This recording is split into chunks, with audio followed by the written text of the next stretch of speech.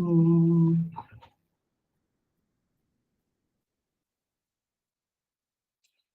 हम्म,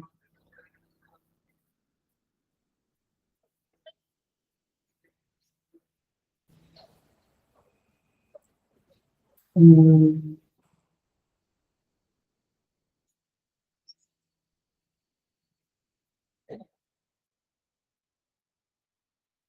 सहनावतु सहनौ भुनक्तु सह वीर्यं करवावहै तेजस्विनावधीतमस्तु मा विद्विषावहै। ओम शांति शांति शांति। समस्त जन कल्याणं निरतं करुणामयं नमामि चिन्मयं देवं सद्गुरुं ब्रह्मविद्वरम्।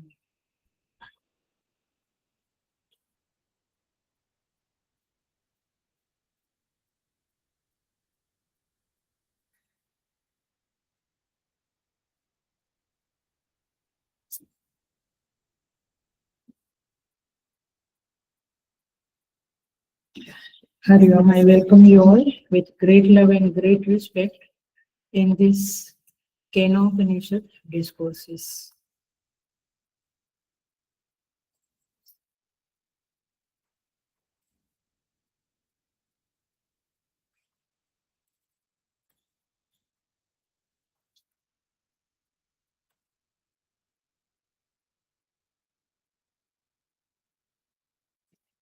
हम शांति पाठ करेंगे। ओम आप्यायन्तु ममाङ्गानि वाक्प्राणश्चक्षुश्रोत्रमथो बलमिन्द्रियाणि च सर्वाणि सर्वं ब्रह्मोपनिषदं माहं ब्रह्म निराकुर्याम् मा ब्रह्म निराकरोत्। अनिराकरणम् अस्तु अनिराकरणं मे अस्तु तदात्मनि निरतेः उपनिषत्सु धर्माः ते मयि सन्तु। ओम शांति शांति शांति।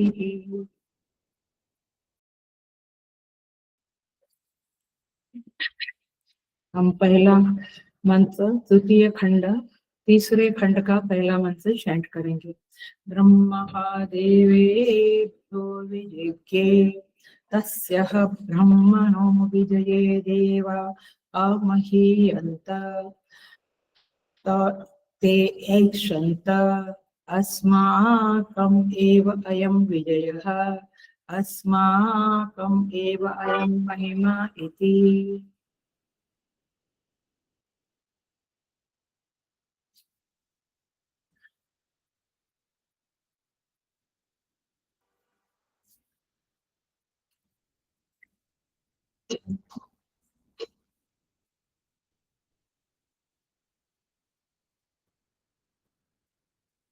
तो देवताओं ने विजय प्राप्त की। यक्ष रूप में परमेश्वर उनके अभिमान को मिटाने के लिए प्रकट हुए। इस तरह से कथा शुरू होती है, परंतु हम लोग अभी तक कथा के एंट्रेंस में नहीं प्रवेश किया है। हम अभी संबंध भाष्य ही देख रहे हैं। मेरा पेज है 92, माने आपका पेज होगा 97। देखिए, ब्लॉक है क्रिया भेद निरूपणम, मिला पेज नंबर 96 पे आपका, वहां पे हम लोग शुरू करने वाले हैं। आइए, आज का क्लास बहुत इम्पोर्टेंट है क्योंकि ईश्वर के संदर्भ में और हमारे कर्म के संदर्भ में गहरी बातें होने वाली है।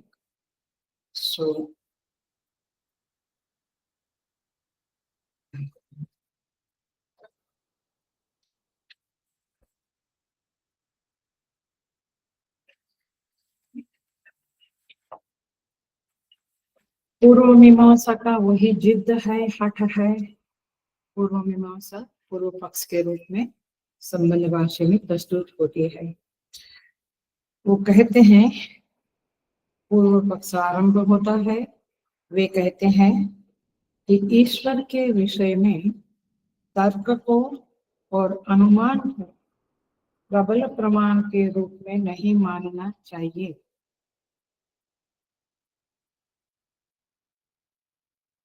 ईश्वर अतीन्द्रिय विषय है, इसीलिए अतीन्द्रिय माने इंद्रियों के द्वारा मालूम नहीं,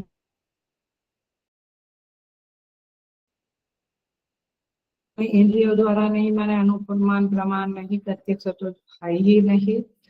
तो इसीलिए अगर शास्त्र प्रमाण है क्या कि ईश्वर है, ऐसा शास्त्र में कहीं प्रमाण है तो है।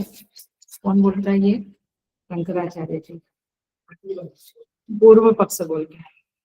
और शास्त्र प्रमाण नहीं है तो फिर नहीं है। लेकिन हमारा कहना यह है कि शास्त्रों में फल का संबंध केवल कर्म से बताया गया है। That's the main argument of their. भगवान भाष्यकार का क्या दलील है, क्या सिद्धांत है? ईश्वर है और वह कर्म फल दाता के रूप में मालूम पड़ता है, ये उनकी बात है। और वो लोग कहते हैं ईश्वर नहीं है। कर्म का जो फल है वो कर्म स्वयं, कर्म का और फल का डायरेक्ट रिलेशनशिप है। आप बीच में ईश्वर को क्यों डालते? दैट इज व्हाट ये कहते हैं। एग्जाम्पल्स भी बहुत सारे देते हैं। कहते हैं स्वर्ग नाम का फल प्राप्त करना है तो यज्ञ करना चाहिए, सिंपल। इसमें ईश्वर का क्या रोल बताते हो आप? सो इयम अर्थापत्ति ही ईश्वर अस्तित्व प्रमाणम। माने भाष्यकार कहते हैं कि देखिए ईश्वर के बारे में शास्त्र में स्तुति कही की गई है, वही उनका प्रमाण है, शास्त्र प्रमाण है। ईश्वर के अस्तित्व में शास्त्र प्रमाण है। हम प्रत्यक्ष और अनुमान की बात नहीं कर रहे हैं। तो आगम प्रमाण माने शास्त्र प्रमाण है तो आप मानना पड़ेगा कि वह ईश्वर नाम का कोई अस्तित्व है। और भाष्यकार ने आर्गुमेंट किया यत् यत् किंचित प्राप्यते तत्र तत्र फलदाता अस्ति एव। जब जब सारे प्राणियों को कुछ मिलता है तो जो मिलता है उसको फल कहते हैं।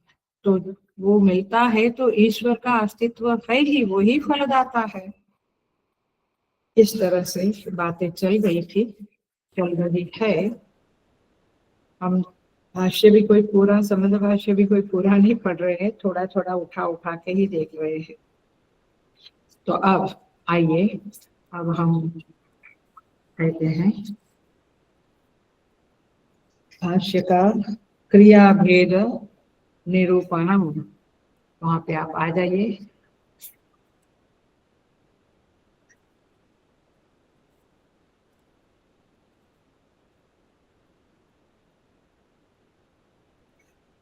उसके ऊपर का पैराग्राफ देखिए, वहां पे लिखा है न च ईश्वर अस्तित्व, माने इस पैराग्राफ के जस्ट बिफोर, न च ईश्वर अस्तित्व प्रमाणांतरम अस्ति इति चेत। देखिए मैं पूरा हिंदी में पढ़ती हूँ ताकि आपको पता चले, फिर हम चले जाएंगे अपने थर्ड पैराग्राफ में। शास्त्रानुसार तो कर्म से ही फल मिलता है, मीमांसक कहता है। मिला, शास्त्र के अनुसार तो कर्म से फल मिलता है। आप कहते हो शास्त्र के अनुसार ईश्वर है, बट हम तो यही समझते हैं कि कर्म के अनुसार फल मिलता है, कर्म के द्वारा फल मिलता है। क्योंकि स्वर्ग कामो यजेत इत्यादि शास्त्र कर्म से ही फल की सिद्धि बतलाता है, ईश्वर आदि से नहीं। शास्त्र ने ये नहीं कहा कि ईश्वर फल देता है, शास्त्र ने कहा कि स्वर्ग कामो यजेत, स्वर्ग के फल की इच्छा है तो यज्ञ करो। तो इस प्रकार जो बात प्रमाण सिद्ध है उसको व्यर्थ बतलाना ठीक नहीं है। और ईश्वर की सत्ता में भी अर्थापत्ति को छोड़कर और कोई प्रमाण नहीं है। पूर्व पक्ष क्या कहता है?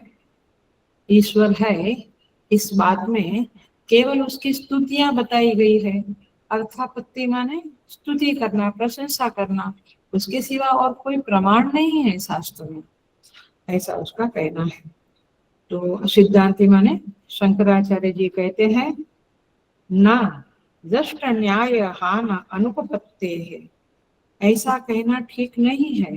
दुष्ट न्याय को त्यागना उचित नहीं है, माने जो दिखता है उसको आप रिजेक्ट नहीं कर सकते हैं, उसको मानना पड़ेगा आपको। सो फिर भाष्यकार शुरू करते हैं, वो पैराग्राफ हम पढ़ेंगे अथवा आप पढ़ लेंगे। उसका जो उस पैराग्राफ में जो कहा है क्रिया दो प्रकार की होती है एटसेट्रा, तो हम शुरू करते हैं उस पैराग्राफ की बातों को। भाष्यकार कहते हैं क्रिया दो प्रकार की होती है। तब तक तो पूर्व पक्ष अधीर होकर बोलता है, अरे हम तो कर्म के फल के साथ की बातें करते हैं, हम कर्म की क्रिया दो होती है दो प्रकार की, ये बातों का क्या मतलब है? माने इसका फल के साथ कोई संबंध नहीं है ये डिस्कशन का, आप क्यों ये सब बातें कहने लगे हैं? भाष्यकार कहते हैं पहले सुन लो, अधीर मत हो। क्रिया दो तरह की होती है और ये topic I tell you all the साधकास, ये बहुत इंपॉर्टेंट टॉपिक है जिसकी लॉजिक जिसका तर्क आपने समझ लिया और ये आज का क्लास समझ लिया, तो आप किसी के भी साथ ईश्वर है इसका प्रतिपादन कर सकेंगे। माने आपको ऐसे सोचना नहीं पड़ेगा कि मैं क्या बोलूं, वो कहता है ईश्वर नहीं है, मैं क्या बोलूं। तो आप ये क्लास याद रखो, आज का क्लास आधा पौना क्लास में होगा, फिर और आगे बढ़ेंगे हम। तो देखिए, तो ये समझ लो दो प्रकार की क्रिया है, एक है दुष्ट फल देने वाली और एक है अदुष्ट फल देने वाली। दुष्ट फल माने दिखता है, दुष्ट फला DRAUST समथिंग लाइक दैट, दुष्ट दर्शन से दुष्ट। तो दुष्ट फल देने वाली एक क्रिया है और एक क्रिया है अदुष्ट फल देने वाली, माने हम देखेंगे आगे। सो दो प्रकार की क्रिया होती है। आप देखो, ध्यान से सुनना, थोड़ा सा अटेंशन देना पड़ेगा। हेलो, अटेंशन देना पड़ेगा। फिर यह दुष्ट फल देने वाली जो क्रिया है, पहले दो हुआ दुष्ट, अब दुष्ट में भी दो विभाग है। उसमें दो प्रकार है, एक है अनंतर फल देने वाली और दूसरी है आगामी फल या कालांतर फल देने वाली। दुष्ट में क्या विभाग हुआ? एक अनंतर फल और एक कालांतर फल अथवा आगामी फल, जो भी आपको कहना है आप कह सकते हैं, दोनों ही ठीक है।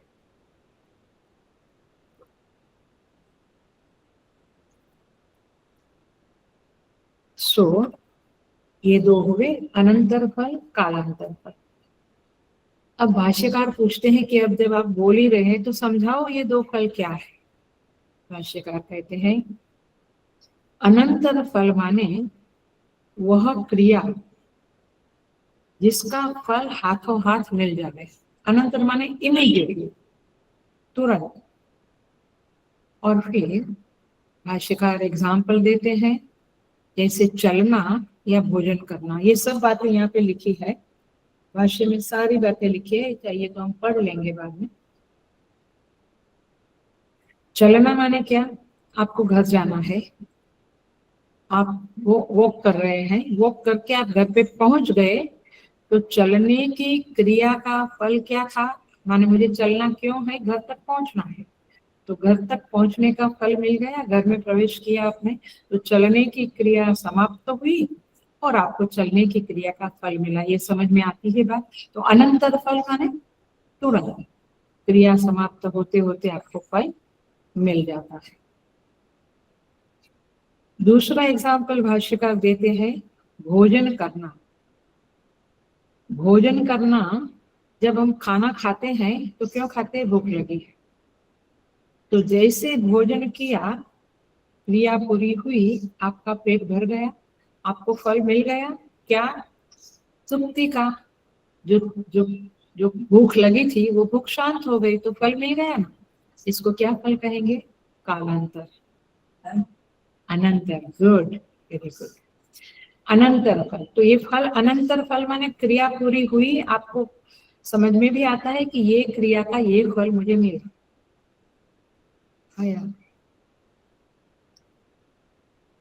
सो ये दुष्ट फल है, और दुष्ट फल में अनंतर फल और कालांतर फल है। तो अनंतर फल आपको समझ में आ गया, शुद्धा शक्ति हो गई तो भोजन पूरा हुआ और पेट भर गया। तो ये दुष्ट फल है। अब दूसरा है कालांतर। मेन क्रिया में दो फल, दुष्ट फल अदुष्ट फल। दुष्ट फल में दो फल माने दो प्रकार, एक है अनंतर फल, दूसरा है कालांतर अथवा आगामी। अब कालांतर में कैसा है, जो क्रिया पूरी होते होते नहीं मिलता है फल, लेकिन कुछ समय के बाद वह फल मिलता है। किंतु अटेंशन प्लीज, किंतु वह जो है वो आपको समझता है कि इस क्रिया का फल है। क्रिया के साथ फल का संबंध आपको स्पष्ट मालूम पड़ता है। इसको क्या कहेंगे? कालांतर फल। इसको अदृष्ट फल नहीं कहेंगे, क्योंकि वो कुछ समय बाद मिलता है तो वो तो अदृष्ट में गया, ऐसा नहीं कहेंगे। आपको धीरे धीरे समझेगा। तो मीमांसक ने तो कहा कि इसको अदृष्ट फल बोल दो, भाष्यकार कहते हैं नहीं बोलेंगे, क्योंकि उस क्रिया का फल आपको सामने ही मिलता है। माने आपको पता चलता है कि ये क्रिया का ये फल है। और भाष्यकार एग्जाम्पल देते हैं, कृषि सेवादि लक्षणा। देखो ये जो क्रिया भेद निरूपणम का पूरा हो रहा है, उसका पैराग्राफ के तीसरी लाइन, नीचे से तीसरी लाइन, कृषि सेवादि लक्षणा तत्र अनंतर फला फलापवर्गिणी एवं कालांतर फला तो उत्पन्न प्रध्वंसिनी। सो कहते हैं कि ये मालूम पड़ता है कि ये क्रिया का ये फल है। तो भोक्ता को फल जब मिलता है तो संबंध साफ हो जाता है उसको कि ये करा था तो इसका ये फल मिला। कृषि सेवा, ये दो शब्द दिए हैं, दोनों को हम समझेंगे। अगेन यहाँ पे दो ब्रांच और उत्पन्न हो जाएगी। तो दुष्ट फला में ही अनंतर कालांतर। अब कालांतर में दो विभाग पड़ जाते हैं वापस। कंफ्यूजन नहीं है ना? थोड़ा याद रखना पड़ेगा, नहीं तो आपको कुछ भी नहीं समझेगा। आप बोलेंगे चलो ठीक है आगे बढ़ो। आगे तो बढ़ेंगे हम।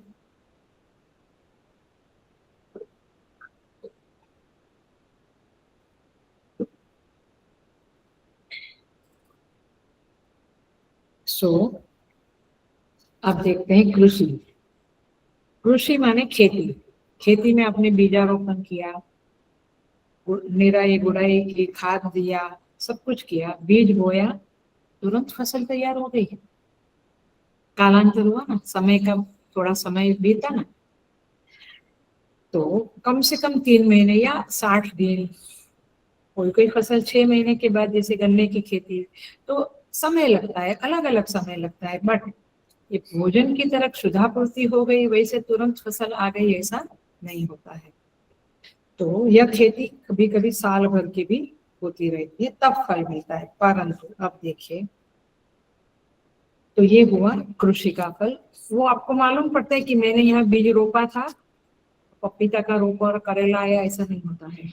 अब मैंने ये फल बीज रोपा था, इसका ये फल मिला मुझे 6 महीने, 2 महीने, 3 महीने, जब भी मिला। अब दूसरी क्रिया क्या है? कालांतर की ही बात है। कालांतर में एक कृषि है, एक सेवा है। अब देखो, आगामी फल देने वाली माने कालांतर फल देने वाली दूसरी क्रिया है सेवा कर्म। जिस दिन आपने सेवा करी उसी दिन वेतन मिलता है। 1 महीने बाद मिलता है ना पगार। वो दाढ़िया मजदूर लोग होते हैं, उनको भी सुबह से शाम तक किया तब दाढ़ी मिलती है। एक दिन का 60 रुपया। अभी तो कितना होगा पता नहीं, बट मुझे याद है। मैं फाइनेंस में सेवा करती थी आश्रम में गणेशपुरी में, तो याद था कि रोज शाम को तो पूरा लंगर आएगा, 50, 60, 70 लोग, और सबको मैं 60 रुपया 70 रुपया ऐसा ही देते रहते। तो दाढ़ी बोलते हैं उसको। तो दाढ़िया को भी पूरा दिन काम करने के बाद मिला, तुरंत नहीं मिला। सो वो भी पूरा दिन श्रम करके तब मिला।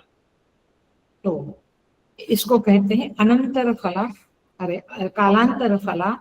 और यह समय के कुछ समय के बाद मिलता है, माने क्रिया नष्ट होने, क्रिया पूरी हो गई उसके बाद कुछ समय के बाद मिलता है।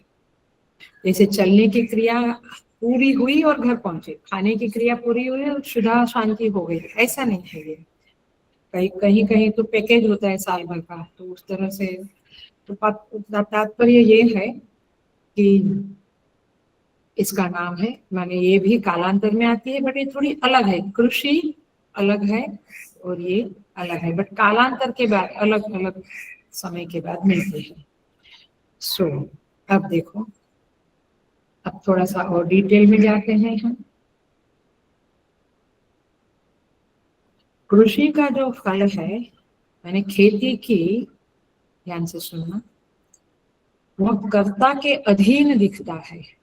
आई बात समझे? कर्ता के अधीन माने माने किसान ने खेती की और फल भी उसको ही मिला, माने उसने स्वयं खेती की और स्वयं को ही फल मिला, तो कर्ता के अधीन फल हो गया, माने किसान के अधीन हुआ। पपीता बोया तो पपीता, गेहूं की फसल बोई तो गेहूं, जो उसके अधीन है फल, माने उसने गेहूं बोया और उसको गोल्ड मिला या बाजरी मिली, ऐसा कुछ नहीं होता, वो अधीन, जो बोया वो उसको ही मिला, तो क्या कहा जाएगा, ये फल कृषि का किसान के अधीन है, माने कर्ता के अधीन है, ऐसा हम समझते हैं। अब दुष्ट न्याय की बात चल रही है, फल कैसे मिलता है उसकी बात चल रही है। तो प्रत्यक्ष रूप में ऐसा नहीं दिखाई देता कि खेती का, कृषि का जो फल है वो कोई और दिया, नहीं, वो किसान बोया, किसान को मिला, तो कर्ता के अधीन फल है। मूंगफली बोई और तांदुल मिला, उसके अधीन है। अब तो किसान मेहनत करता है और कृषि कार्य का वो ज्ञाता है, ये बात याद रखना। मैं धीरे धीरे ईश्वर की तरफ आऊंगी, क्योंकि हमें तो साबित यही करना है, प्रामाणिक यही करना है कि ईश्वर है, तो ये सारी बातें उसी के लक्ष्य, उसी को लक्ष्य रख के कही गई है, ये आप याद रखना, नहीं तो कोई अलग टॉपिक है, जाने दो, अपने को नहीं सुनना है, ऐसा नहीं, इसी के साथ जाएगा। तो कृषि का फल कर्ता स्वयं पैदा करता है और कोई देने वाला है ऐसा नहीं लगता है। वह किसान मेहनत करता है, बीज रोपता है, जमीन कैसी हो, फसल कैसी, क्या आएगी, कब आएगी, सब का ज्ञाता है, उसको सब कुछ मालूम है। तो इस तरह से जब कर्म करते हैं तो फल का बारे में उसको ज्ञान है, फल का ज्ञाता है, तो ज्ञानवान कहा जाएगा, और उसको जो फल मिलता है उसका भी उसको पता है कि क्या फल मिलने वाला है और किस क्रिया का फल मुझे मिला है। गेहूं फसल में आया तो वो ये नहीं सोचेगा कि मैंने तो राइस की, तांदुल की बीज रोपा था। उसको स्पष्ट मालूम है क्रिया एन फल का संबंध उसके चित्त में स्थापित है, बिल्कुल क्लियर है। सो अब देखो, उसको कहेंगे दृष्ट फला, और उसमें कालांतर, और उसमें कृषि, ये इस तरह से आगे बढ़ती है गाड़ी। तो दो फल हो गए दुष्ट फला में, अनंतर और कालांतर, कालांतर में दो फल हो गए, ऋषि और सेवा है। अब ये कृषि का हमने देखा, अब हम देखते हैं सेवा का फल। तो ऋषि का फल तो उसके हाथ में है, ऋषि के हाथ में है और कर्ता के अधीन है। अब सेवा का फल जो है, जरा सा देखना, दोनों में कुछ समय बाद ही फल मिलता है, और लेकिन यहाँ पे सेवा का फल थोड़ा फर्क पड़ जाता है। सेवा का फल सेवक के अधीन नहीं है, कृषि का फल किसान के अधीन है, सेवा का फल सेव्य के अधीन है। आपने जिसकी सेवा की, कंपनी की सेवा की तो कंपनी के अधीन है, आश्रम में सेवा की तो गुरु के अधीन है, आपने और कहीं सेवा की तो उस सेव्य के अधीन है। तो शंकराचार्य जी उस पूर्व मीमांसक को पूछते हैं कि इतनी बात तक तो आप मानते हो? बोलते हैं हाँ मानता हूं मैं, ये तो मुझे स्वीकार है कि कृषि में फल देने वाला और कोई दिखता नहीं है, लेकिन सेवा में तो स्पष्ट दिखता है कि उनके द्वारा फल मिला। आपने चाहा होता तो आप 1 लाख की जगह पे 2 लाख का फल ले लेते थे, वो आपके अधीन नहीं। सेवा में पता चलता है कि ये सेवा का फल मेरे अलावा और किसी अन्य के अधीन है। भाष्यकार कहते हैं ठीक है, तो तुम्हें ये बात तो पता चल गई। अब आगे कहते हैं ये विभाग हमने किए, इनके अलावा और कोई विभाग कर्म में नहीं होता है, क्रिया में और कोई विभाग नहीं है, इतना ही विभाग है, दुष्ट फला अदुष्ट फला। दुष्ट फला के 2 विभाग, अनंतर फला और कालांतर फला, और आगे अदुष्ट फला। और कालांतर फल में कृषि और सेवा, उसमें 2 विभाग हो गया। तो इतने विभाग के अलावा और कोई विभाग नहीं है। और कालांतर में जो कृषि का है वो आत्माधीन कर्ता के अधीन है फल, और सेवा में सेव्य के अधीन है फल। इतना फर्क पड़ गया है। अब भाष्यकार कहते हैं अब अदृष्ट फल के बारे में हम थोड़ा सा देखेंगे। मैंने दुष्ट फल की बातें हो गई, 5 हुआ। दुष्ट में अनंतर कालांतर, कालांतर में कृषि और सेवा, तो 5 हुआ। दुष्ट फल, अनंतर, कालांतर, कालांतर में कर्ता अधीन, सेव्य अधीन, 5 ये विभाग हो गए।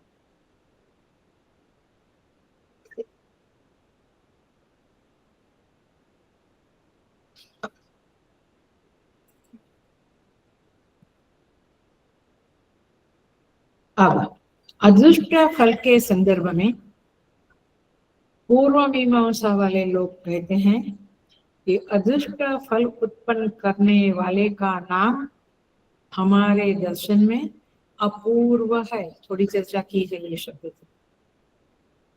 ये अपूर्व अदृष्ट होकर ही रहता है, और जब वह फल देता है तो वह फल किस कर्म का यह फल मिल रहा है, इस संबंध को जोड़ने वाला, माने इस संबंध को भोगने वाला, वो संबंध पता नहीं चलता उसको, मुझे किस कर्म का फल मिला। जैसे कृषि का फल मिला, सेवा किसी की तो वेतन मिला, पेमेंट मिला, पता चलता है। यहाँ पे अदृष्ट में फल में पता नहीं चलता। अब समझ रहा है धीरे धीरे ईश्वर की तरफ कैसे गति हो रही है। इसीलिए उसको अदृष्ट कहते हैं, क्योंकि संबंध पता नहीं चलता है। दुष्ट फल क्यों कहते हैं? क्योंकि दिखता है कि एक कर्म का ये फल है, चलना हुआ तो घर पहुंचे, भोजन किया तो क्षुधा तृप्ति हुई। तो इस तरह से अदृष्ट में संबंध स्थापित नहीं कर सकते, दैट्स द पॉइंट। इसलिए उसको अदृष्ट फला बोलते हैं, अथवा पूर्व मीमांसा वाले कहते हैं हम उसको अदृष्ट बोलते हैं।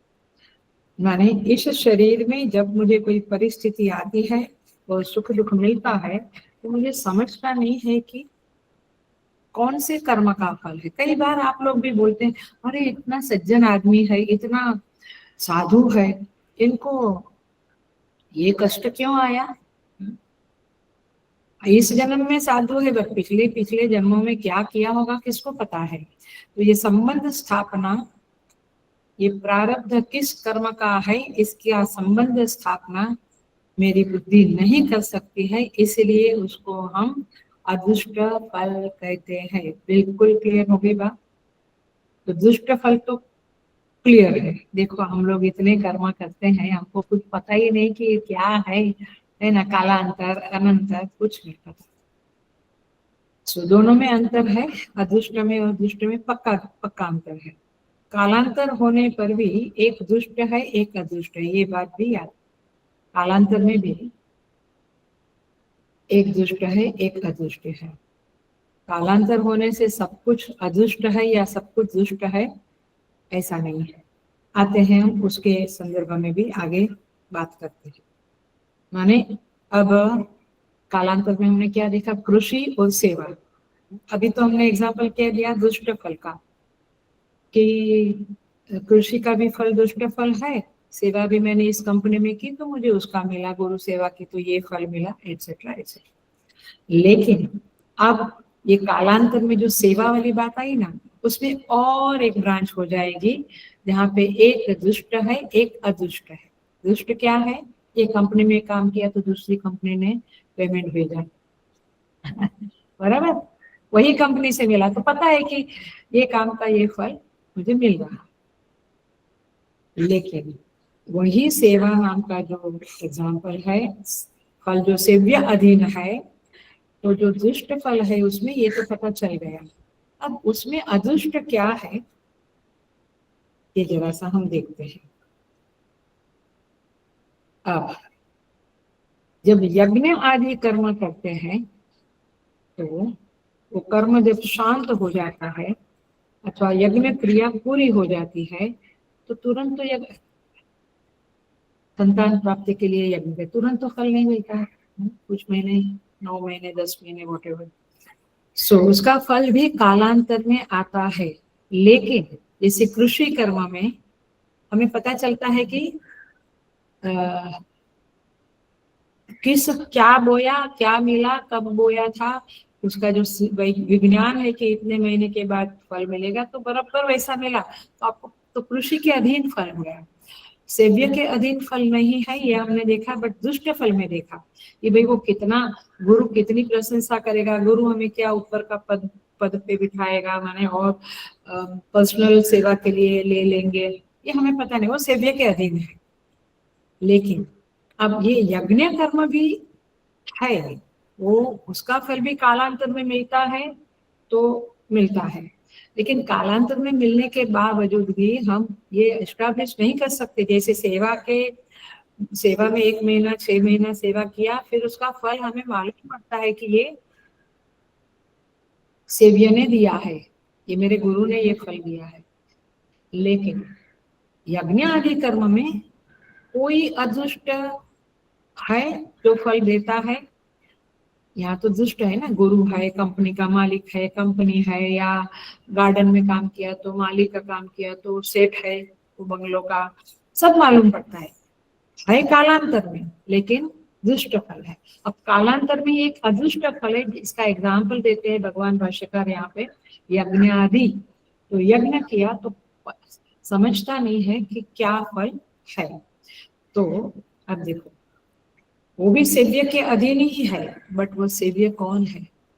अब नौकरी में तो पता चला मालिक है, गुरु सेवा में पता चला, या घर में कुछ हमने सेवा की तो दादी माँ की, दादाजी की, तो कुछ उनका पिटोरा मिला, मैंने वो तो मालूम पड़ते, बट यहाँ पे यज्ञ किया और कालांतर में फल मिला, तो वो कौन मिले, समझ में आती बात है। सो यहाँ तक तो उसने भाष्यकार ने मीमांसक का गला दबोचा।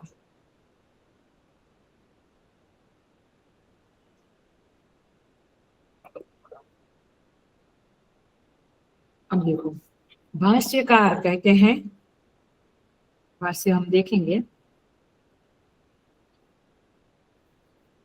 भाष्यकार कहते हैं कि यज्ञ का फल जो देता है हमें पता नहीं कौन देता है, उसका नाम हमने रखा है ईश्वर। अब आपको समझ में आता है कि हम ईश्वर किसको कहते हैं। मीमांसक कहते हैं ये अर्थापत्ति है, माने ये एक प्रकार की प्रशंसा है। फल मिला, संसार में भी हम क्रेडिट देते नहीं, नहीं ये रमेश की वजह से, सुरेश की वजह से, महेश की वजह से फल मिला, तो हम किसी का अर्थापत्ति कर देते हैं। भाष्यकार कहते हैं कि नहीं, आप जरा सा ध्यान से सुनना, आपको भी सुनना। भाष्यकार कहते हैं पूर्व मीमांसक को ध्यान से सुनो। अब वे कहते हैं कि देखो, यह जो सेव्य है, जिसकी सेवा हमने की है, तो जो फल देता है वह नित्य होना चाहिए। तो किसान ने बीज बोया और मर गया तो फिर किसको पता चलेगा। पॉइंट इज दिस कि नित्य होना चाहिए और कर्म के विभाग को जानने वाला होना चाहिए, मतलब कि उस फलदाता को, उस सेव्य को ये पता होना चाहिए किस काल में, किस देश में, जगह में कितना, किस भावना से काम किया है। कंपनी में भी देखते हैं ना कि ये लड़के का इंटेंशन क्या है, खाली काम करना माने काम करना है या कंपनी को आगे बढ़ाना है, सबके साथ अच्छा व्यवहार करता है, सब कुछ कंपनी के सीईओ को या वगैरह पता होता है। ऐसे कोई भी कर्म है जो सेव्य के अधीन है, तो सेव्य जो है, सेव्य माने मालिक को पता चलता है कि किस तरह से, किस भावना से, किस काल में ये कर्म किया है, तभी तो वो कर्म का फल सही सही दे सकेगा ना। न्यायाधीश होता है वो सारे कितने दिनों तक, हमारे देश में तो सालों तक चलता है। ये क्यों चलता है? क्योंकि he wants to know everything. वो सब कुछ ज्ञान होने के बाद ही वो न्याय बोलेगा, माने सजा बोलेगा कि इसको सजा मुक्त करते हैं, या इतने महीने की या इतने सालों की सजा है, इतना दंड भरना पड़ेगा। वो ऐसे ही थोड़ा बोलेगा। ही शुड बी ज्ञानवान, उसको ये समझ होनी चाहिए, ये कायदा कानून मालूम होना चाहिए।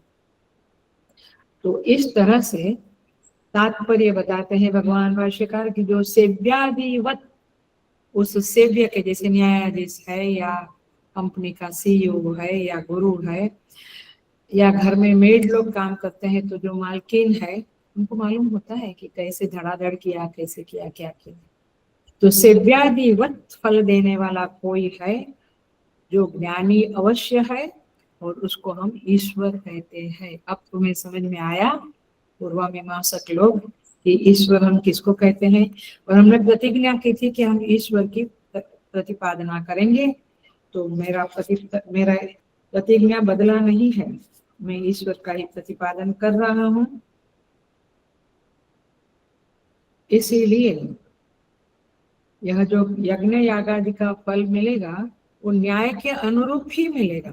वो जो सेव्य है वो अनुरूप फल ही देता है। हमें लगता है कि कंपनी के मालिक उससे पार्शलिटी करते हैं, हमें लगता है कि ईश्वर ने पार्शलिटी की या गुरु ने पार्शलिटी की, बट अनुरूप फल ही मिलता है। तो स्वर्ग कामो जो यजेत, माने स्वर्ग की कामना है तो यज्ञ करो। तो ये जो रहा है, तो उस यज्ञ के सारी विधि के अनुसार अनुरूप आपको फल देता है। और वह कोई अन्य होता है, आपको तो आपके हाथ में होता तो आप जरूर 1 लाख बोला था तो 2 लाख उठा के रख देंगे, आपके हाथ में नहीं है। तो श्रुति प्रमाण से ईश्वर फलदाता है, यह बात सिद्ध होती है। ये क्रिया 2 प्रकार की, ये सब बातें क्यों हो रही है? क्योंकि क्रिया में दुष्ट फला, अदुष्ट फला, दुष्ट फला में अनंतर फल, कालांतर फल, कालांतर फल में कृषि और सेवा, और फिर उसमें एक अदुष्ट फल है, वो अदुष्ट फल सेव्य के अधीन है और ईश्वर के अधीन है। इस तरह से बातें हो रही थी। हम थोड़ा सा एग्जाम्पल देकर देखेंगे कि एग्जैक्टली ये क्या है, यानी किस तरह से मैं कहूंगी। ये जबरदस्त पॉइंट आ रहा है, आप लोग कुछ और करते होंगे तो स्टॉप करो और इसको ध्यान से सुनो।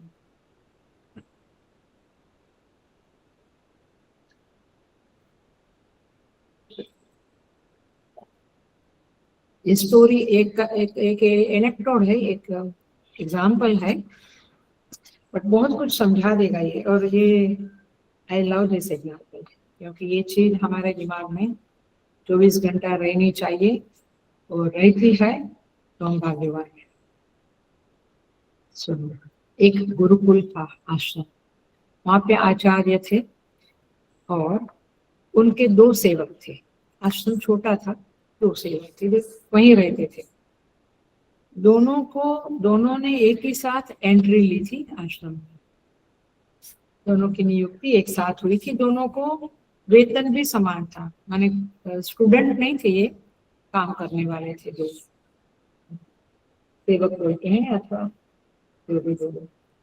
उसमें वो दोनों में से एक जो सेवक था वो बहुत लगन से काम करने वाला था, और दूसरा जो था वो टालने वालों में था, माने काम थोड़ा टाल दिया, प्रमादी टाइप का था, आलसी टाइप का था। अब दोनों को काम दिया गया था, दोनों काम करते थे, बट एक वाला लगन से, डेडिकेशन से, सिंसियरिटी से करता था, दूसरा यूं ही। तो 1 महीना पूरा हुआ, दोनों को समान वेतन मिला, पेमेंट सेम मिला। अब जब पेमेंट सेम मिला तो जो प्रमादी था उसने ये डेडिकेटेड सेवक को कहा, यार कमाल है, तू क्यों इतना करता है, देखो पगार तो दोनों को सेम मिला, तू दौड़ता रहता है और फालतू की इतनी मेहनत करता है, क्या फायदा है? आखिर अपन दोनों को, तुमको भी उतना ही मिला जितना मुझे मिला, तो तुम हर टाइम रेडी क्यों बैठते हो? कुछ बोला गुरुजी ने और तुरंत दौड़ते हो? कुछ बोला नहीं। खैर, अपना अपना स्वभाव है, तुम जानो, ऐसा कह के प्रमादी हट गया। फिर वापस सेकंड महीना आया, तभी भी वही बात हुई, दोनों को समान वेतन मिला। तो इस तरह से 6 महीना हो गए। अब ये प्रमाद का प्रमाद तो बढ़ता ही गया। देखना ना, ये एग्जाम्पल सब जगह पे काम लगता है, कंपनी में, घर में मेड के रूप में, या गुरु सेवा में सेवक के रूप में, आप जहाँ भी सेवा करते हो, यानी काम करते हो, सब जगह पे ये लागू पड़ता है, इसलिए ध्यान से समझना। तो 6 महीने के बाद वो जो डेडिकेटेड था वो तो बहुत काम करता था, बहुत, और ये प्रमादी था, आलसी था, वो थोड़ा और कम करके, क्योंकि वो दादागिरी करने लगा, अब तो पगार तो सेम मिलता है ना, व्हाई शुड आई डू। अब 6 महीने के बाद क्या हुआ, उन्होंने, आचार्य जी ने, स्वामी जी ने बुलाया, दोनों को बुलाया, और वो आलसी जो सेवक था उसको कहा, हम तुम्हें छुट्टी करते हैं, यू टू नाउ रिजाइन, हम तुम्हें तुम्हारा काम आज से बंद करते हैं। तो जबरदस्त झटका लगा, बोला क्यों ऐसा करते हैं आप? स्वामी जी ने कहा, लगता है कि हमको एक ही आदमी की जरूरत है, और तुम तो वैसे भी कुछ करते नहीं हो, सारा काम यही तो करता है, तुम 2 आदमी को क्यों रखे? तो सुन लो, तुम्हारा वेतन भी, पेमेंट भी मैं उसको देने वाला हूँ, और तुम्हारी अब छुट्टी, इसकी छुट्टी हो गई, उसको डबल पेमेंट मिला। Are you getting the point? हरिओम। इसीलिए ये मुझे बहुत प्रिय है एग्जाम्पल, क्योंकि ये चीज जब हमारे चित्त में स्फुरित रहती है तो हमें सेवा में थकान नहीं लगती, तो हमें ऐसा नहीं लगता कि वो आचार्य, वो ब्रह्मचारी, वो स्वामी के कितना करता है, मैं इतना क्यों करूं, नहीं लगता है, क्योंकि ये बात आपके चित्त में, मैं और भी इसका एग्जाम्पल देके समझाऊंगी। तो ये दृष्टांत याद रखने जैसा है। इसका अंडरस्टैंडिंग देखो क्या है। भाष्यकार एक पॉइंट इंगित करते हैं, एक एक इनर, क्या बोलते हैं, हिडन पॉइंट है, छिपी हुई बात है, कि सेवक की हर क्रिया सेव्य की नजर में रहती है, यानी जिसकी सेवा आप करते हैं उसको सब कुछ पता रहता है कि ये कौन कितना करता है, कौन किस भावना से करता है, किसका डेडिकेशन जबरदस्त है, कौन आलसीपना दिखाता है, किसकी भावना कुछ खास है नहीं, सब कुछ सेव्य को, सेव्य माने कंपनी का मालिक, कंपनी का सीईओ हो, या अपना इमीडिएट बॉस हो, या घर की मालकिन बाई हो जो नौकरों को देखती है कैसे करते हैं। 2 नौकर है घर में, लेकिन वो एक को ज्यादा मोहब्बत करती है, क्यों? क्योंकि वो देखती है कि उसका लगन जबरदस्त है, उसका डेडिकेशन, उसको अपनापन कितना है। ऐसे आश्रम के गुरु भी देखते हैं कि सेवा करते हैं, हम लोगों को तो वेदांत कोर्स में सेवा करनी पड़ती थी, आजकल भी है, पवई में, सिद्धवाड़ी में, जहाँ भी कोर्स होता है तो 5 to 6 समथिंग 1 घंटा सेवा होती है। गुरुजी को पता चलता है कि कौन कमरे में बैठा रहा है, कौन कर रहा है, कौन सेवा करते हुए गप्पे भी मार रहा है, सब कुछ उनकी नजर में रहता है। सो एक जो होता है, तब सेव्य की, देखो मैं जरा शास्त्रीय भाषा बोलती हूँ, सेव्य की बुद्धि में आपकी सेवा का संस्कार पड़ जाता है, माने उनके चित्त में वो छाप बैठ जाती है कि सेवा किस तरह से की जा रही है, और फिर उनको पता चलता है कि ये जो व्यक्ति है वो डेडिकेटेडली करता है, तो फिर फल देते समय उनका सॉफ्टवेयर भी उसी तरह से काम करता है कि जिसने लगन से किया, सिंसियरली किया, उसको परमेश्वर और आगे बढ़ाते हैं, उसकी उन्नति करते हैं। और जो नहीं करता है उसको फिर ढकेल देते हैं, या तो फिर उसको कोर्स ही छुड़वा देते हैं, फिर वो शादी करता है, फिर वहां भी फेलियर होता है, क्योंकि आपके पास क्लैरिटी नहीं है और सिंसियरिटी नहीं है। सो इस तरह से फल भी उन्नति या अवनति के रूप में मिलता है, जीवन में हमें भी मिलता है। पकड़ लेना इस बात को, ये और गहरी बात। तब हम कहते हैं कि वो तो बैठा रहता है, उसको तो भगवान इतना देता है, मुझे तो से मत सोचो। वो 6 महीना मालिक ने दोनों को सेम, से स्वामी जी ने दोनों को सेम वेतन दिया, पेमेंट दिया, पगार दिया, बाद में हटा दिया ना। वैसे अभी लगता है कि उसको क्यों इतना मिल रहा है, मैं तो इतना सेवा करती हूँ, मैं तो इतना करती हूँ, तो मुझे तो इतना सम्मान, क्रेडिट, इतना प्रशंसा नहीं मिल रहा है। वो आपको पता नहीं है, वो सेव्य को पता होता है कब क्या देना है, क्या फल देना है। सो ये क्या फल है? कालांतर, ये अनंतर नहीं है। लेकिन असली सेव्य कौन है? मालिक साहब है, और हम माने परमेश्वर है, और हम उनकी नजर में है, ये प्रतिपादन हो रहा है। और ये बात हमें याद रखनी चाहिए। कहीं कोई फेलियर होता है, इवन पॉलिटिक्स में देखो, आपको नहीं पता होता है कि why you are a failure, क्योंकि आपने जो कर्म किए हैं, मेहनत बहुत की है, बट साथ में बहुत सारी निंदा भी की है, बहुत सारा गलत शब्द का उच्चारण किया है, गलत भावनाएं रखी है, गलत बातें कही है, वो भी तो उस सेव्य की नजर में है। आप सोचते हो कि मैंने मेहनत की तो मुझे क्यों विजय नहीं मिली, मुझे क्यों इतनी सीट नहीं मिली, या ये नहीं मिला, वो नहीं मिला। वो ऊपर वाला जो है उसका न्याय जबरदस्त है, और इसीलिए हमें जो कुछ मिलता है, हेलो, वो हमारी योग्यता के अनुसार ही मिलता है। उसमें 0.001 मिलीमीटर का भी फर्क नहीं पड़ता है। शायद इस दुनिया का न्यायाधीश होगा, उसका न्याय में यत्किंचित फर्क पड़ सकता है, बट ईश्वर के न्याय में नहीं पड़ सकता है। और इसीलिए यह जो फल है, इसके संदर्भ में जानना चाहिए। देखिए, नहुष राजा का एग्जाम्पल क्लासिक एग्जाम्पल है पुराणों में, भागवत जी में भी है, कि एक उनको उनका जो धर्म था, धर्मनिष्ठा थी, जो उनके सत्कर्म थे, उसके कारण एक बार इंद्र को हिडन रहना पड़ा, छिप कर रहना पड़ा। तब इंद्र पद के लिए नहुष राजा की सिलेक्शन हुई और वो बैठे इंद्रासन के ऊपर, लेकिन सेकंड पल में ही उनको सांप बनना पड़ा, क्योंकि उनकी नजर शची के ऊपर गई। फिर आपको स्टोरी पता है, वो पाल के उठाते उठाते वो सर्प माने जल्दी चलो जल्दी चलो, तो अगस्त्य मुनि ने उसको श्राप दे दिया कि तुम सांप बन जाओ।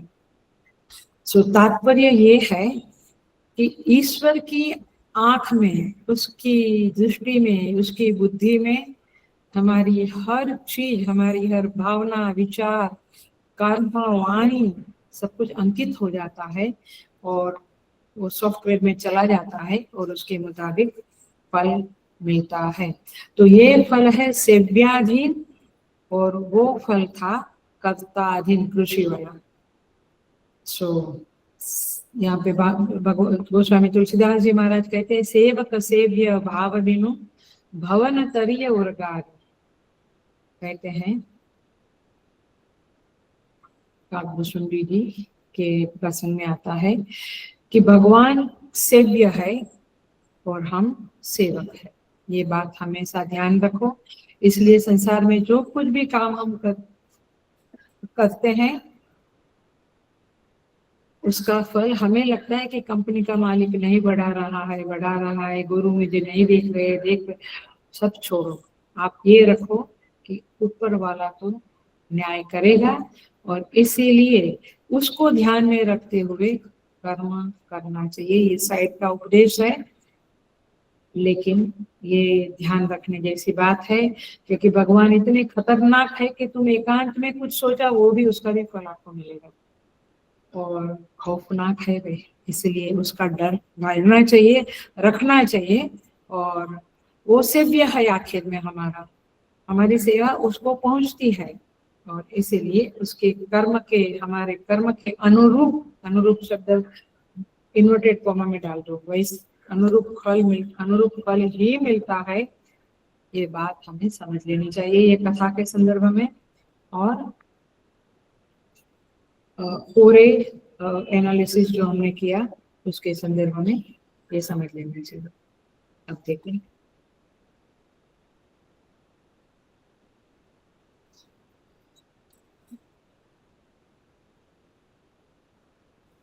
क्या कहते हैं, आगे बढ़ते हैं हम। तो ये जो क्रिया भेद निरूपण शब्द, जो ये पैराग्राफ है, ये पढ़ लेना, और मे भी नेक्स्ट टाइम हम ट्राई करेंगे। और उसके आगे हम चले जाते हैं, यहाँ पे और बातें आती है, पेज नंबर 97 मेरे ख्याल से, जहाँ पे पैराग्राफ शुरू होता है, आत्म सेव्यादि अधीनम ही ऋषि सेवा दे फलम यतः।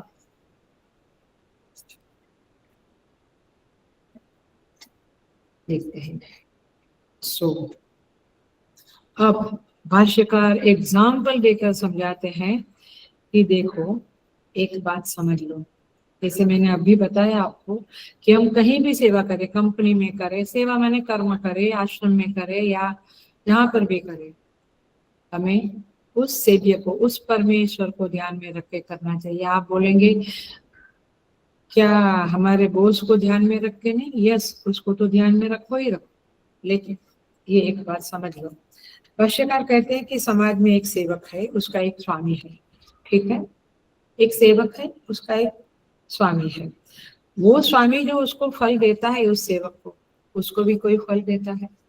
माने घर में मालकिन बाई है, वो मेड को फल देती है, लेकिन उसको भी उसका पति देता है, उसके पति को कंपनी वाला देता है, कंपनी वाले को। Are you getting the chain?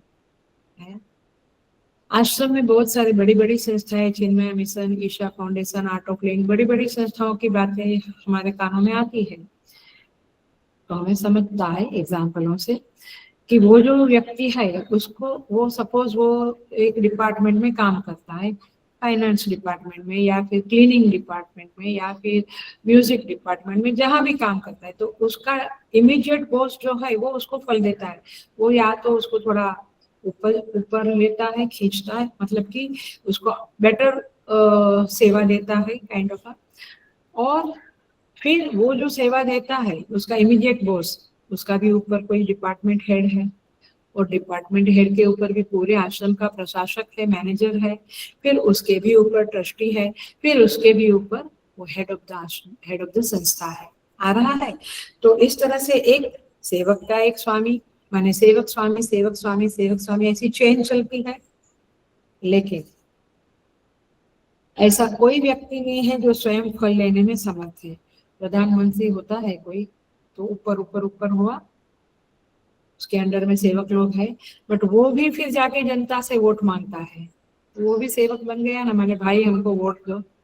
Point is this कि ये सेवक स्वामी का चेन चलता रहता है, और इसीलिए फाइनल स्वामी डिसाइड करना पड़ेगा।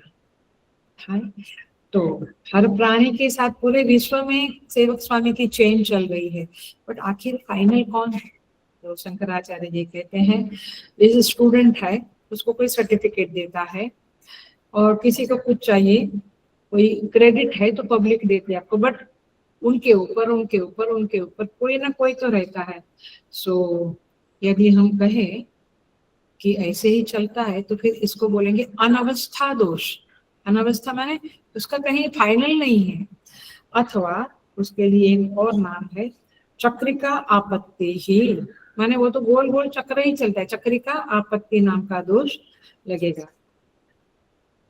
माने इस संसार में ऐसा कोई स्वामी नहीं है जो किसी का सेवक ना हो, कहीं ना कहीं तो उसको डिपेंडेंसी रहती है ना, मालिक है तो भी उसको मैनेजर ट्रस्टी सबके ऊपर डिपेंडेंसी रहती है। सो तात्पर्य इस तरह से यह है कि हमें समझना पड़ेगा। आप कहेंगे कि देवता लोग हैं, तो देवता लोगों में भी तो कोई अल्टीमेट ईश्वर होना ही चाहिए, ये तो कौन सा देवता है। विष्णु के भक्त कहेंगे विष्णु टॉप वन है, शिव वाले कहेंगे शिव जी टॉप वन, कहाँ टॉप वन है। तो इसीलिए ये बात समझने जैसी है।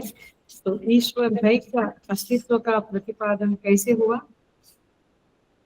कि वह फाइनल नियंता माने प्रशासक शासनकर्ता है। देखिए वैसे जीव भी नियंता है। अब हम हमारे ऊपर संयम करते हैं ना, नहीं अभी खाना नहीं है, अभी सोना नहीं है, तो जीव तो है स्वयं का नियंता, बट जीव के ऊपर ये फलदाता ईश्वर है। इस बात को आप याद रखो, नहीं तो चक्रिका आपत्ति दोष अथवा अनवस्था दोष लग जाएगा। तो अब बात ये आती है कि हाउ कैन यू से कि ईश्वर फाइनल है, टॉप मोस्ट बॉस है, उसका कोई बॉस नहीं है।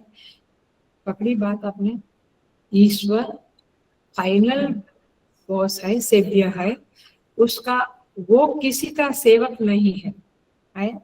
ये बात कैसे समझे, तो इसीलिए भगवान भाष्यकार, मेरा 93 पेज है, आपका 97 होगा, जहाँ पे आता है सारी उसका ब्लॉक है, ईश्वर अस्तित्व साधनम मिला।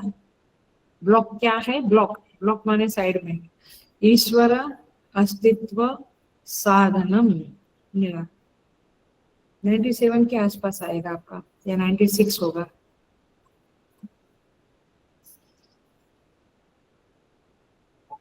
इसी के नीचे अभी जो हमने करा उसी के नीचे है, एक पैराग्राफ के बाद ही है। ईश्वर कौन सा पेज है, 97, क्या इधर उधर इधर उधर। ओके, सो 97 पेज पे ये बातें आती है। 97 पेज पे ये जो ईश्वर अस्तित्व साधनम का पैराग्राफ शुरू होता है, उसके ऊपर के पैराग्राफ की 2 लाइन 3 लाइन देखो आप, यहाँ पे लिखा है सच आत्मभूत, 3 लाइन ऊपर मिला वर्ड, सर्वस आत्मभूत, कोमा करो, सर्वभूत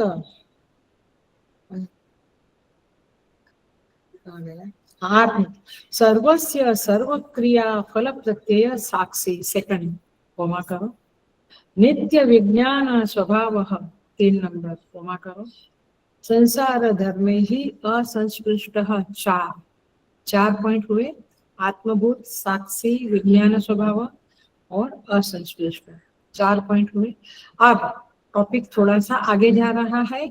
अब वो जो ईश्वर नाम का अस्तित्व को प्रतिपादन किया, वो कैसा है, उसका लक्षण क्या है। आई थिंक राजेश्वरी ने डाला था, क्रिया के 2 भेद और ईश्वर के लक्षण।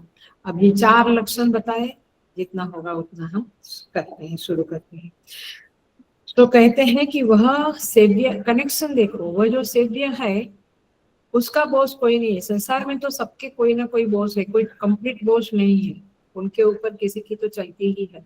लेकिन यहाँ पे यह अंतिम बॉस है, सबसे टॉप है, क्योंकि वह सबका आत्मभूत है, माने वो जीवों का आत्मस्वरूप है। समझ में आया, वो ईश्वर है, शासन करता है, बट वह जीव से भिन्न नहीं है, वो उसकी आत्मा ही है। ओ ये क्या बोला, ये कुछ समझता नहीं है, धीरे धीरे समझेगा। वह ईश्वर जो है वो जीवों को फल देने वाला है, ये बात 100% सही है, लेकिन वह जीवों का आत्मभूत होकर फल देता है। राजा के जैसा, न्यायाधीश के जैसा अलग बैठकर फल नहीं देता है। He is one and the same, वो जीव के साथ आत्मभूत है, जीव का स्वामी है, लेकिन वो प्रत्यगात्मा है, माने यहाँ पे जीव और ईश्वर के बीच में भेद नहीं है। तो वो आप कहते हो कि वो फल देता है और भेद नहीं है, तो फिर तो बात ही खत्म हो गई, तो फिर जीव ही ईश्वर है। नहीं, ऐसा नहीं है। यहाँ पे एक वाक्य, एक शब्द डालती हूँ मैं, इसको अटेंशन से सुन लेना। उस ईश्वर और जीव में वास्तविकतया माने सिद्धांत रूप से भेद नहीं है, लेकिन अविद्या से भेद है। माने काल्पनिक भेद है, कल्पितम भेद है, औपाधिक भेद है। कैसे? यदि भेद नहीं होता तो एक कर्ता और एक फलदाता कैसे हो गया? जीव करता है कर्म करने और वो फलदाता कैसे हो गया? भेद औपाधिक भेद है, इन रियलिटी सच में भेद नहीं है। तभी तो रमन महर्षि क्या बोला उपदेश सार में, जीव ईश जीवयो वेशधि भेदा। माने ईश्वर और जीव में केवल वेश का फर्क है। वेश माने उपाधि का फर्क है। जीव की उपाधि क्या है? अल्पज्ञ। ईश्वर सर्वज्ञ। जीव अल्प शक्तिमान, ईश्वर सर्वशक्तिमान। आ रही बात है? तो इस तरह से उपाधि का भेद है। उपाधि माने ये जीव ने ये इंडिविजुअल एक शरीर की उपाधि धारण की है, उस विराट पुरुष उस ईश्वर ने समष्टि की उपाधि धारण की। सारे जीव जो है वो उसकी जो समष्टि है, उस समष्टि को ओढ़े हुए वह है। माने उसके, इसका मतलब ये हुआ समष्टि के साथ आत्मीयता उसकी है, वो समष्टि ही उसकी आत्मा है। जबकि यहाँ पे एक शरीर की आत्मा में आया, तो मुझ में मैं जीव करता और वो ईश्वर में क्या, वो समष्टि के साथ आत्म रूप है। वो सारी समष्टि का, जैसे गांव का मुखिया है उसको सब पता चलता है, जैसे न्यायाधीश सारी बातें निकाल लेता है, ऐसे उस ईश्वर को सारे जीवों के सारे कर्म भावना किस इंटेंशन से किया, किस देश में किस काल में, सब कुछ पता है। तो वो समष्टि की उपाधि वाला है। तो फर्क है उपाधि में, बट तत्वतया वास्तव में कोई फर्क नहीं है। एग्जाम्पल देते हैं, सिंपल एग्जाम्पल है, एक लिमिटेड एग्जाम्पल है। आभूषण, उसकी आत्मा क्या है? स्वर्ण। तो स्वर्ण में और आभूषण में क्या भेद है? वैसे कुछ भेद नहीं है, लेकिन वैसे है। हम स्वर्ण को कोई पहनता नहीं है, आभूषण को पहनते हैं, समझ में? चेन पहनते, बैंगल पहनते। तो फर्क क्या है? उपाधि का फर्क है। वो निरुपाधिक है स्वर्ण गोल्ड, लेकिन आभूषण निरुपाधिक है, ये सोपाधिक है। वहां आकार कुछ जो दिया वो, लेकिन यहाँ पे एक आकार होता है। सो तात्पर्य है कि भेद है भी और भेद नहीं भी है। माने भेदा भेद, भेद अभेद दोनों से बात करनी पड़ेगी। तो सोना पहना नहीं जाएगा, गहना पहना जाएगा, ये फर्क है। सो तात्विक रूप से अभेद है, कल्पित रूप से भेद है। कल्पित रूप से जीव नियम्य है और ईश्वर नियामक है, शासन करने वाला ईश्वर है, वो शासित होने वाला जीव है। भेद तो दिखता है बट औपाधिक है। सो इसीलिए यदि ये भेद नहीं करेंगे तो अनवस्था दोष आएगा, और इसीलिए कर्ता में और फलदाता में औपाधिक भेद है, तात्विक भेद नहीं है, यह डिसीजन आ जाता है। नहीं तो कर्ता एव प्रयोक्ता आएगा, कर्ता एव फलदाता, ये दोष आ जाएगा। यदि दोनों में अभेद तात्विकतया मान लिया तो फिर ईश्वर क्यों फल दे, जीव खुद ही फल ना ले, है ना? तो इसलिए इस तरह से ही इस बात को समझना पड़ेगा, भेद भी मानना पड़ेगा, अभेद भी मानना पड़ेगा। तो सच आत्मभूत सर्वस्य, ये शब्द समझा? मैं अभी उस पैराग्राफ पे नहीं आई हूँ, उस पैराग्राफ के ऊपर के 3 लाइन में ही हूँ मैं। सच आत्मभूत, आगे कहते हैं सर्व क्रिया फल प्रत्यय साक्षी। देखो, वह फलदाता जो है वह साक्षी के रूप में है, वो राजावत नहीं है। माने परमेश्वर जो है वो आत्मभूत है और इसीलिए वह साक्षी रूप है। वह सारे, देखो एक नया ही शब्द और प्यारी सी बात करने जा रही हूँ, वह सारे आभास चैतन्यों का मालिक है और उसे हम आत्मदेव कहते हैं। उनसे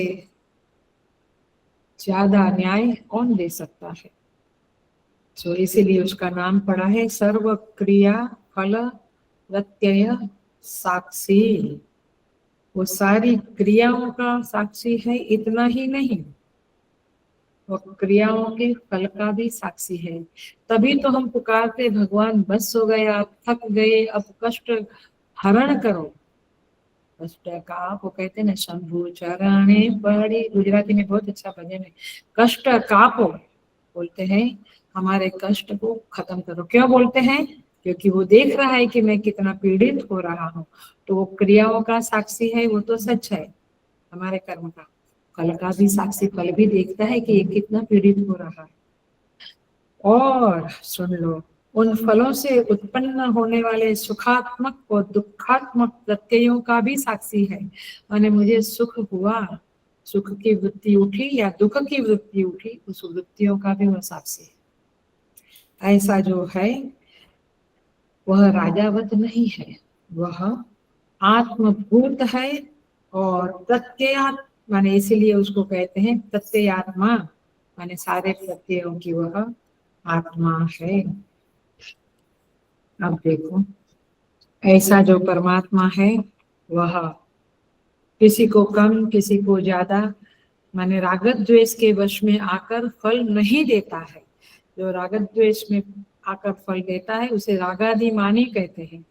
रागादिमानी माने राग द्वेष क्रोध क्लाभ लोभ इत्यादि का मानी है, माने उसको वह तादात्म्य करके फिर वो फल देता है। नहीं, इसका किसी से राग नहीं, किसी से द्वेष नहीं है, जैसा है वैसा वह फल देता है। तो इसलिए यहाँ पे एक शब्द है अनुरूप फल देता है, सबको अनुरूप फल देता है, वो शब्द भी भाष्य का है, ये समझ लेना। अब पूर्व पक्ष तो पूर्व पक्ष होता है, ऐसा नहीं समझना वो पूर्व मीमांसा वाला पूर्व पक्ष है। हम भी बड़े पूर्व पक्षी है, हमारी बात को प्रूव करने के लिए हम क्या क्या आर्ग्यूमेंट करते हैं। वो तर्क में कभी कुतर्क होता है, कभी जिद्द होती है, कभी झूठ होता है। देखो ये पूर्व पक्षी क्या बोलता है, वो कहता है ईश्वर को आपने साक्षी कहा ना। भाष्यकार बोलते हैं हाँ कहा, आप जोर से क्यों बोलते हो, थोड़ा शांति से बोलो। तो पूर्व पक्ष कहता है फिर तो उनके अंदर ईक्षण क्रिया होगी। ईक्षण क्रिया माने देखने की क्रिया, साक्षी है तो देखता है ना, स्वअक्षी माने देखता है वो, तो वो तो सारा टाइम देखता रहता है किसने क्या किया किसने, तो उसमें तो क्रिया हुई, जो क्रिया हुई तो उसको तो फिर माने माने वो अविकारी नहीं है और विक्रिया वाला है। देखने की क्रिया हुई तो एक विक्रिया हुई ना, उसमें चेंज हुआ ना, तो फिर वो तो अविनाशी नहीं है, विनाशी है। तो आपका ईश्वर तो अविनाशी नहीं है, कहाँ से कहाँ है। ऐसे हम लोग भी करते हैं, कई बार सुनते भी है करते भी है, ये हम लोगों का जीवन ऐसा ही है। सो भगवान भाष्यकार कहते हैं जरा शांति रखो, पानी पियो। कहते हैं वो बैठे बैठे नहीं देखा करता है, वैसे हम लोग बैठे बैठे देखते हैं, ऐसे नहीं देखता है। उसका नाम है नित्य विज्ञान स्वभाव। ये भी हम जानते हैं बट ये नया शब्द है, नित्य विज्ञान स्वभाव। माने उसमें ईक्षण क्रिया का जो आरोप आप लगा रहे हो वैसा नहीं है। ईक्षण क्रिया में तो देखना पड़ता है, करना पड़ता है, माने यहाँ तो कैसा है, वो नित्य विज्ञान स्वभाव है। माने जब हम देखते हैं, जैसे मैंने घट को देखा या व्यक्ति को देखा, तो मैं देख रही हूँ कि मेरे सामने मैं प्रवचन कर रही हूँ, मेरे सामने एक व्यक्ति बैठी है, मेरी आंख ने, कैसे मैं शास्त्र की भाषा में बोलती हूँ, उस शशिकला बैठी है तो मैं शशिकला को, शशिकला रूपी विषय को मेरी चक्षु वृत्ति ने अवच्छेद किया, माने घेरा, तब शशिकला बैठी है ऐसा मुझे मालूम पड़ा। आया क्या है? मेरे सामने कुर्सी है, उस कुर्सी को देखा, मेरी चक्षु वृत्ति ने उस चेयर को, उस कुर्सी को अवच्छिन्न किया, माने उसको घेरा, तब जाके वो कुर्सी मेरी आंख में आई और मुझे मालूम पड़ा कि ये चेयर है। तो प्रमाण के द्वारा उस प्रमेय को जाना गया। प्रमाण चक्षु है, प्रमेय चेयर है, शशिकला है, तो मैंने जाना। लेकिन ईश्वर जब ईक्षण करता है, साक्षी रूप में है, तो इस तरह से विषय को अवच्छिन्न अवच्छिन्न करके घेरता नहीं है, उसको क्रिया नहीं करनी पड़ती है। इसलिए वह प्रमाण विषय अवच्छेद करके जो बोध होता है वैसा उसको बोध नहीं होता है। इसलिए हे पूर्व पक्षी, तुम जानो कि इसका नाम साक्षी है। साक्षी का जरा ग्रामर जानो। साक्षी का जब आप करेंगे तो स अक्षी माने साक्षात इक्षते, साक्षात इक्षते। चक्षुवृत्ति को विषय को अवच्छिन्न करके जो क्रिया होती है वैसी क्रिया उसकी नहीं है। और इसीलिए गोस्वामी तुलसीदास जी महाराज ने कहा है उनसी वो पंक्तियां, कर बिनु करई करम विधि नाना, पद बिनु चलई पग बिनु चलई विविध प्रकारा। माने पैर नहीं फिर भी वो चलता है, हाथ नहीं फिर भी देखता है। बिनु वाणी बगता बड़े जोगी, वाणी नहीं उसके पास लेकिन वो तो बहुत बात करता है। कान नहीं फिर भी सुनता है, आया। मन नहीं फिर भी सोचता है। मतलब कि ये जो ईश्वर है वो आप समझते हैं वैसा वैसा एक क्षण नहीं करता है, उसका तो हवा ही निकल गया बेचारे का। वो बोलता है जरा दुर्दर्शी विवेक पढ़ो, उसमें लिखा है स्वयं विभाति यथा अन्यान भाषयत साधनम बिना। उसको ये आंख कान रूपी साधन की करण की जरूरत नहीं है, वह करण के बगैर ही सब कुछ देखता है। ऐसा हमारा ईश्वर है और इसलिए हमने उसको साक्षी शब्द से पुकारा है।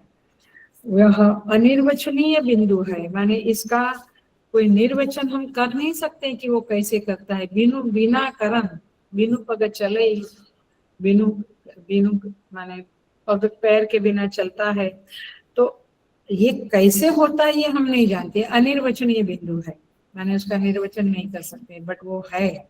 और उसके पास, साक्षी के पास कोई कारण नहीं है, बट बिना कारण के वो सब कुछ करता है। और इसीलिए आप ये आरोप लगाते हैं कि वह ईक्षण क्रिया करता है, ये बात को खंडन करने के लिए, निषेध करने के लिए ही हमने ये शब्द दिया नित्य विज्ञान स्वभाव। आया माने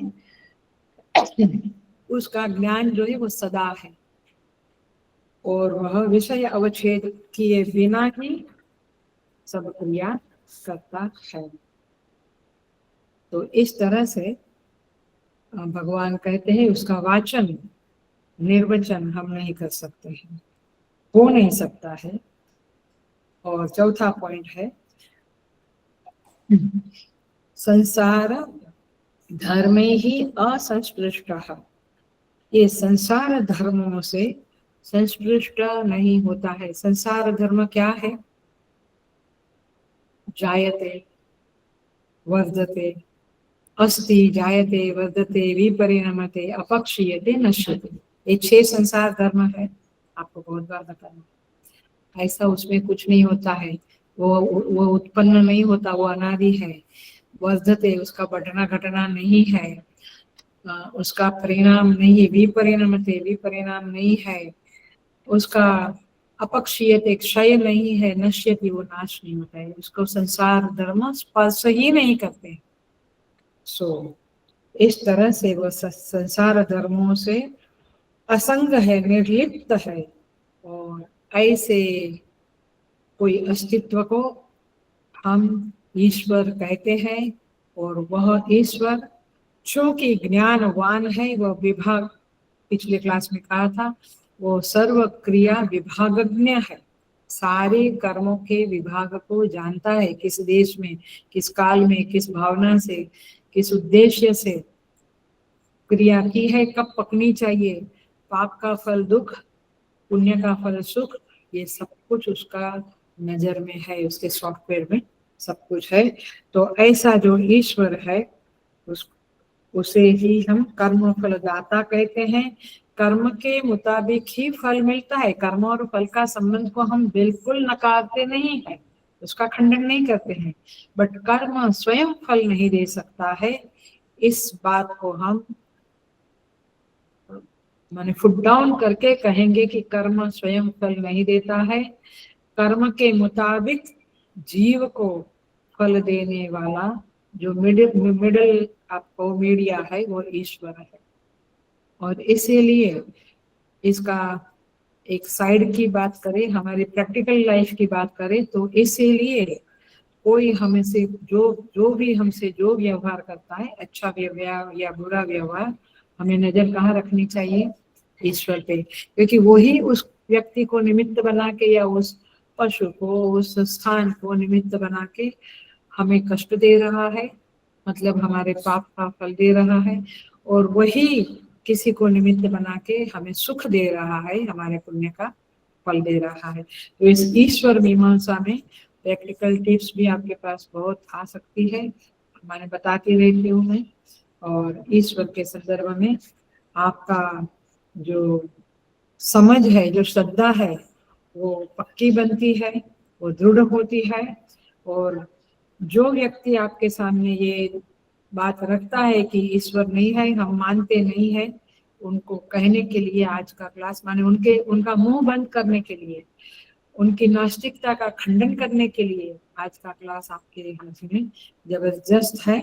आप ये क्रिया दो तरह की वगैरह वगैरह सब देख लेना, और ईश्वर के ये 4 लक्षण है, उसको बाय हार्ट कर लेना, तो फिर आपको ईश्वर का अस्तित्व के बारे में कोई शंका नहीं रहेगी।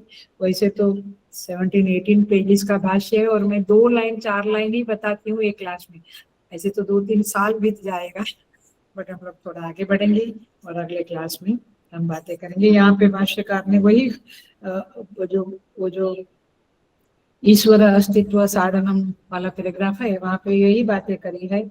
न लिप्यते लोक दुखे न बाह्य जरा मृत्यु मत्येति, मतलब कि भाष्य में देखो हिंदी में, संपूर्ण लोकों से विलक्षण परमात्मा लोक के दुख से लिप्त नहीं होता है, वह जरा और मृत्यु से रहित है, वह सत्य काम सत्य संकल्प है, वह सर्वेश्वर है, वह शुभ कर्म कराता है।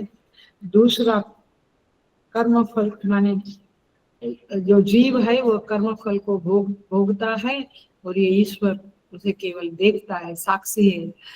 एतस्य वा अक्षरस्य प्रशासन, इस अक्षर ब्रह्म की आज्ञा में सूर्य और चंद्रमा स्थित है, इत्यादि अनेक अनेक श्रुतियां संसार धर्मों से रहित एक नित्य मुक्त आत्मा की सिद्धि में प्रमाणभूत है। आप क्या कहते हो पूर्व मीमांसक लोग कि ईश्वर के बारे में शास्त्र में केवल अर्थवाद है? ये सारी श्रुतियां ईश्वर के अस्तित्व को सिद्ध करती है, प्रमाणभूत है। इसी प्रकार सहस्त्र सहस्त्र स्मृतियां भी मौजूद है, ये सब अर्थवाद है। ऐसी कल्पना भी की नहीं जा सकती, क्योंकि वे किसी अन्य विधि के शेषभूत न होने के कारण स्वतंत्र ज्ञान उत्पन्न करने वाले हैं, और उनसे उत्पन्न हुआ ज्ञान किसी प्रमाणांतर से बाधित नहीं होता है। तो ईश्वर के बारे में आप सही सही समझ है आपके पास, तो फिर आप कभी भी आपकी श्रद्धा टिकेगी नहीं। तो इस तरह से यहाँ पे ये टॉपिक पूरा होता है। अगला टॉपिक हम अगले क्लास में देखेंगे। ओम पूर्णमदः पूर्णमिदं पूर्णात् पूर्णमुदच्यते पूर्णस्य पूर्णमादाय पूर्णमेवावशिष्यते। ओम शांति शांति शांति। हरि ओम। श्री गुरुभ्यो नमः। हरि ओम।